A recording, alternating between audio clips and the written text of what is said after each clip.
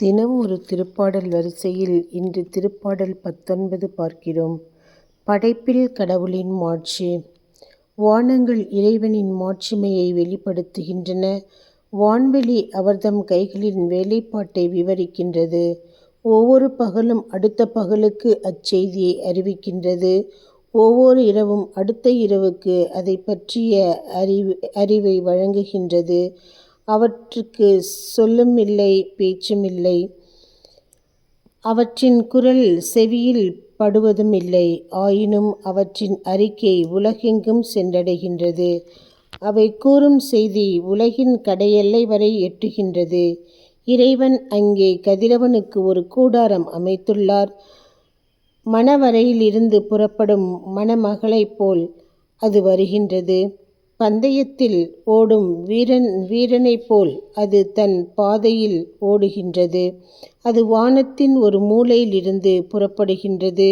அதன் பாதை மறுமுனை வரையிலும் செல்கின்றது. அதன் வெப்பத்திற்கு மறைவானது ஒன்றுமில்லை. ஆண்டவரின் திருச்சட்டம் நிறைவானது. அது புத்துயிர் அளிக்கின்றது. ஆண்டவரின் ஒழுங்குமுறை நம்பத்தக்கது. எளியவருக்கு அது ஞானம் அளிக்கின்றது. ஆண்டவரின் நியமங்கள் சரியானவை. அவை இதயத்தை மகிழ்விக்கின்றன. ஆண்டவரின் கட்டளைகள் ஒளிமயமானவை. அவை கண்களை ஒளிர்விக்கின்றன. ஆண்டவரை பற்றிய அச்சம் தூயது. அது எந்நாளும் நிலைத்திருக்கும். ஆண்டவரின் நீதி நெறிகள் உண்மையானவை. அவை முற்றிலும் நீதியானவை.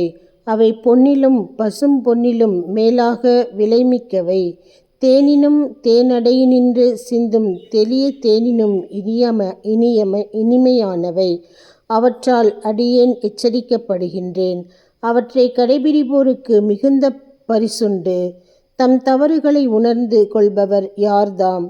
என் அறியா பிழைக்காக என்னை மன்னியும். மேலும் ஆண்டவர் ஆணவமிக்கோரிடமிருந்து உம் அடியானை காத்தருளும். அவர்கள் என்னை ஆட்டி படைக்காதிருக்கட்டும். அப்பொழுது நான் மாசற்றிருப்பேன். பெரும் பிழை எதையும் செய்யாதிருப்பேன். என் கற்பாரையும் மீட்பரும் ஆண்டவரே. என் வாயின் சொற்கள் உமக்கு ஏற்றவையாயிருக்கட்டும். என் உள்ளத்தின் எண்ணங்கள் உமக்கு உகந்தவையாயிருக்கட்டும்.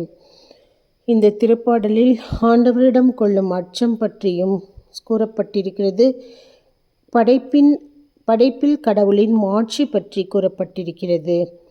நாளை மீண்டும் ஒரு திருப்பாடலில் சந்திப்போம்.